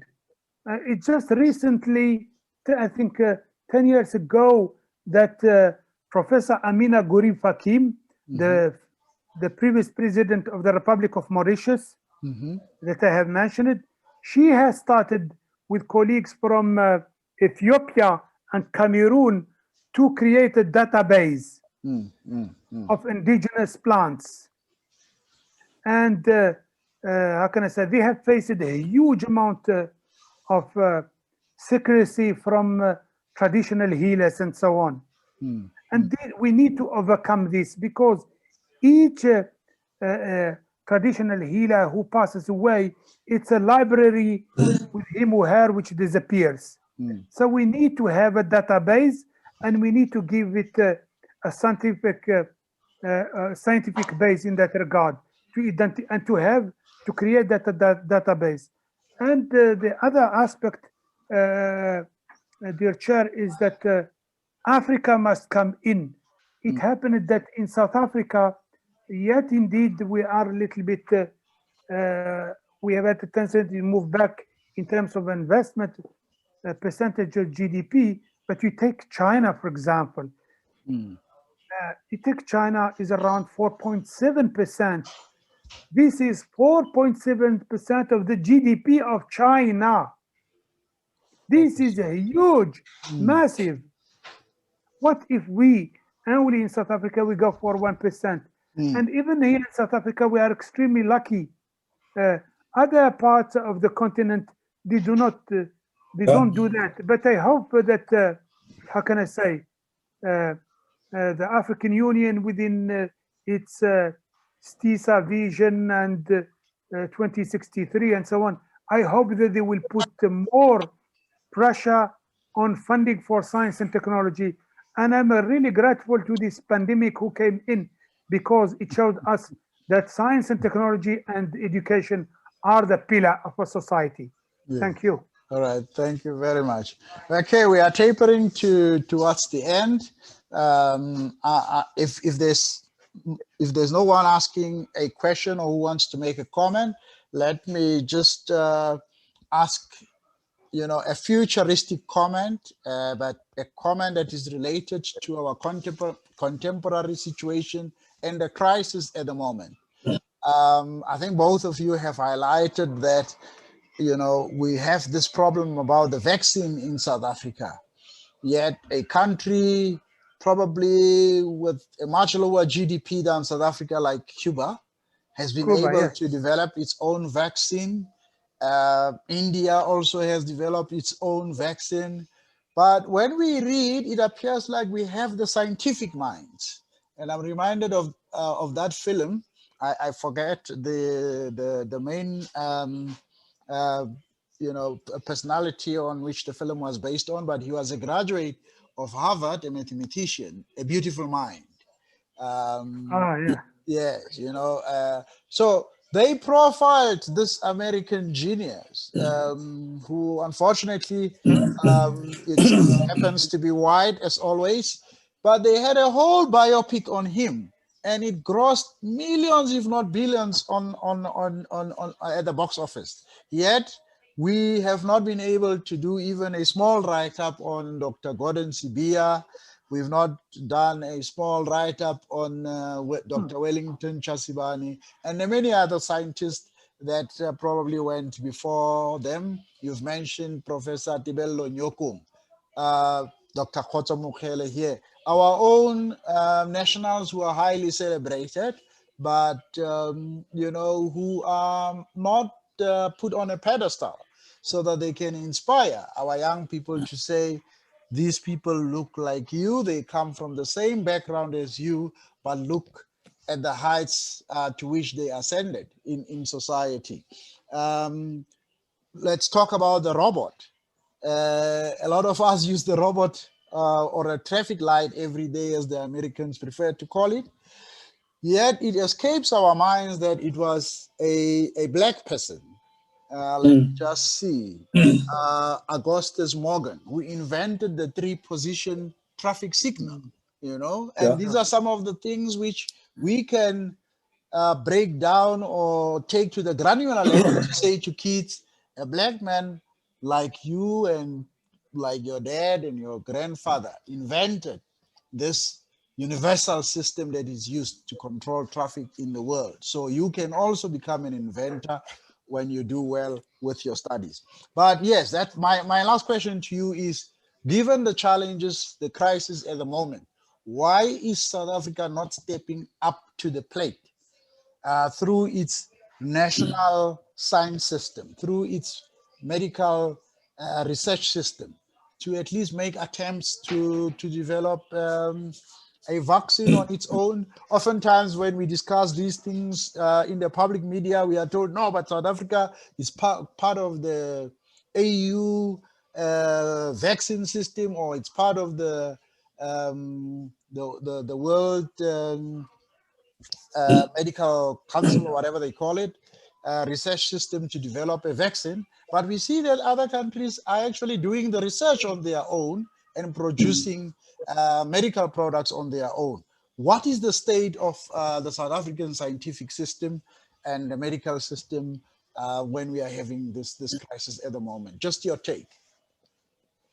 I'm going to ask Malik to go first. I must say, one aspect which is, how can I say, related to this is the lack of cooperation between different teams. Okay.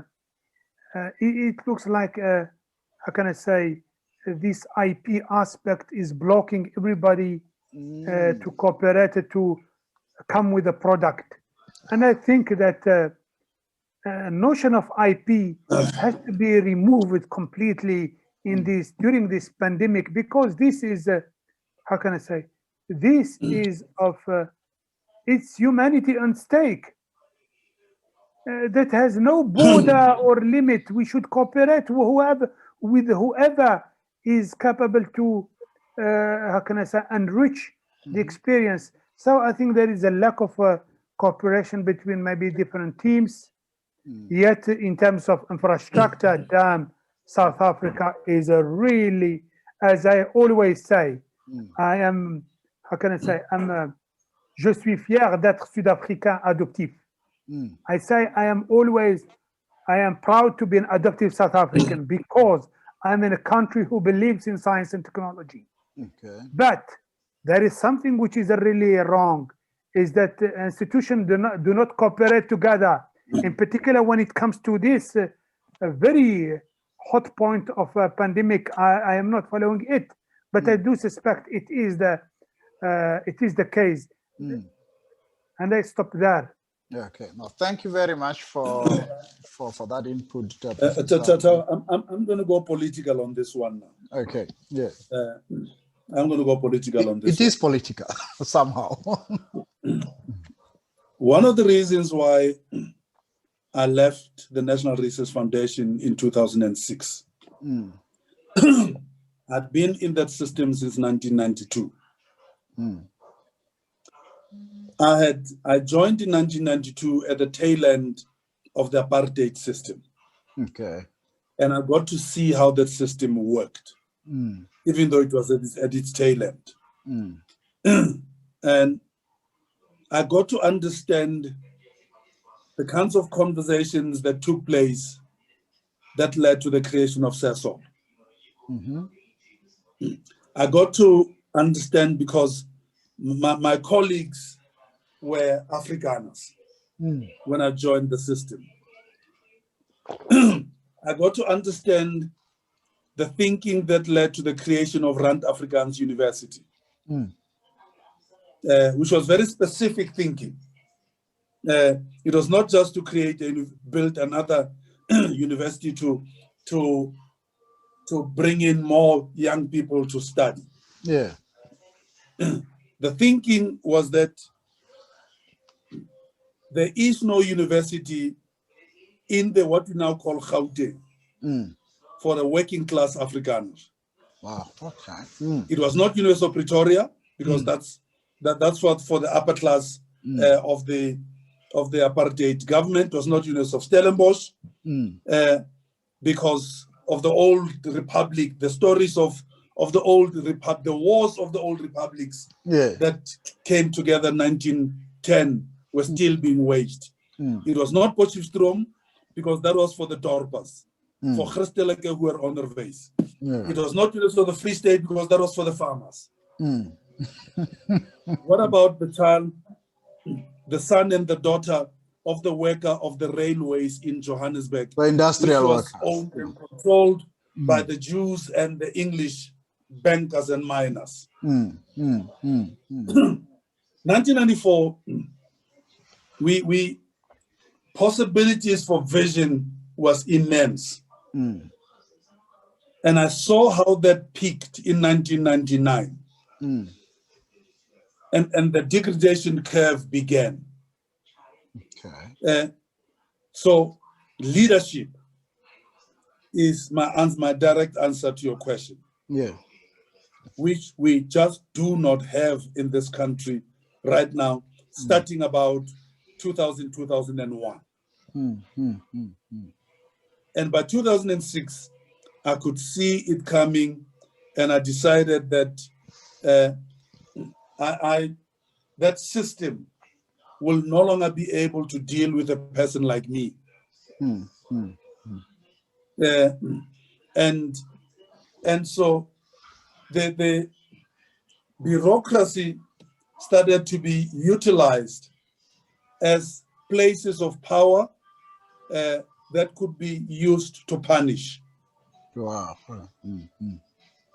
Shabir Mahdi at Wits University, who ran the vaccine trials, has been excluded from the thinking about what this country does with COVID until 2 weeks ago. Because he dared to say things publicly that were critical of government. We have a government now where if you say something that's critical of the government, you become the enemy. It's like Donald Trump. Yeah. So the president of the MRC was not given the responsibility that Fauci was given in the US because she had criticized the government. So the thinking is no longer about what can we do to solve this impending human catastrophe. The thinking is, who do we like? Who says things that will not be critical of us? And there is no space whatsoever for any other thinking. It's like the Republican Party in the United States of America right now. Yeah. Okay, no, thank you very much. Thank you very much. I think we really distilled the topic. I think we tackled it from many angles, but at the end here, we do realize that there is still a lot more that we need to drill into. And I hope that in future, we will have sessions like this, where we pick a particular theme, drill on it, and not generalize. Like today, we focused on Black science. Comrades, our panelists, our esteemed panelists, let me thank you. I just want to give you each just a few seconds to make your greetings to the participants and everybody that has been listening. But Azapo is extremely grateful that you've honored us. Comrade Strike is here. I will also just give you a moment to thank the panelists. All from me is that thank for the platform. I thoroughly enjoyed it. And I think Professor Malik MAAZA's presentation was an absolute tour de force. Malik, I really would like you to share the presentation. I know it's too big, you might have to put it on this. You can't email it, but it's a presentation that I really would like to have. And thanks to you, and thanks to that glorious organization. As let me use that that Varara language. That glorious organization. the truly glorious organization. The truly glorious organization. Thank you. Thank you very much, Tawa. Professor Malik, your turn. I thank you for allowing us to share with you our views.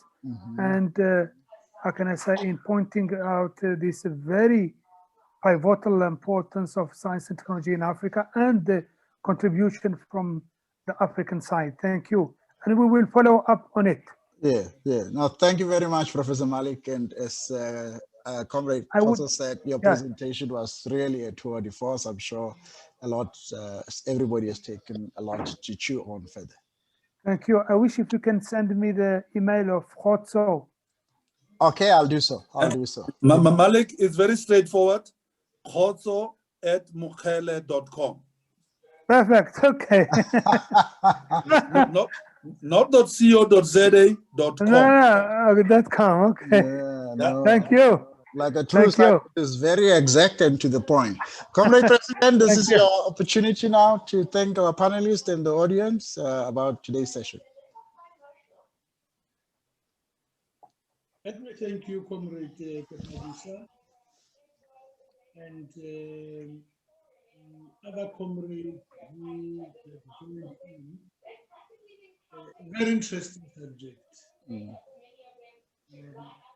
Something that you've never heard discussed.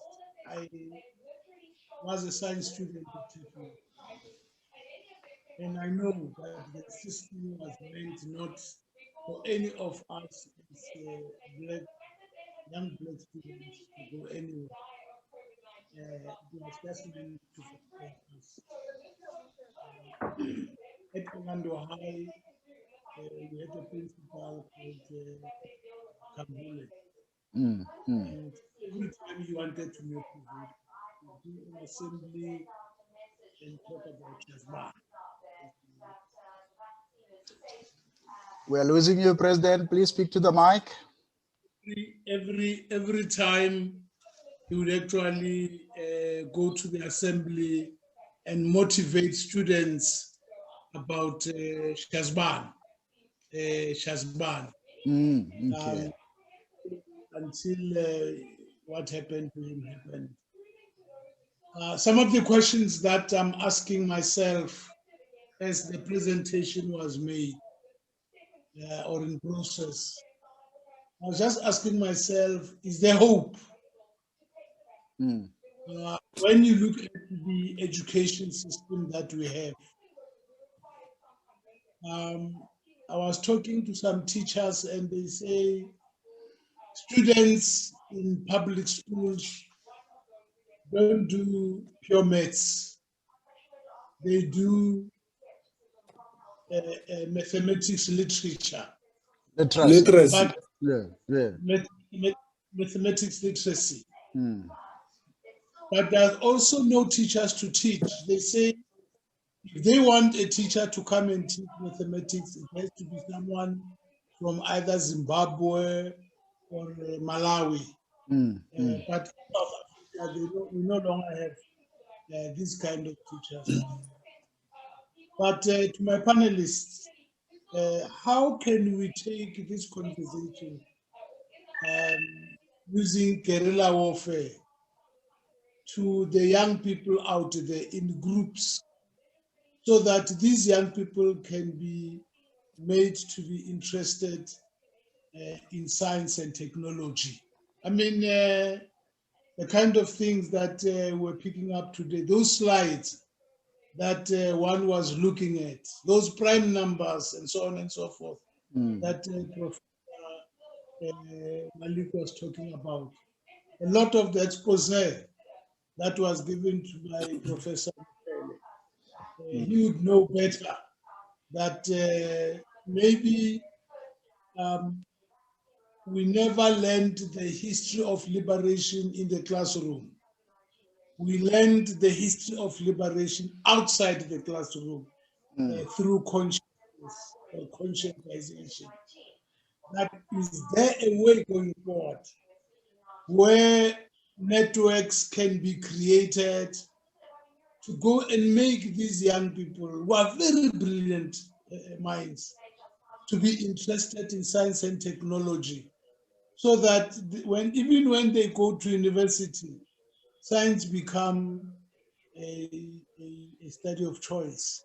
Okay. Because when we have not started with them at that base, it becomes very difficult to catch them once there's now grappling with, we don't have school fees, we don't have this, we don't have that. So they can even not even apply their minds to the things that are done. But I think that's a challenge for us.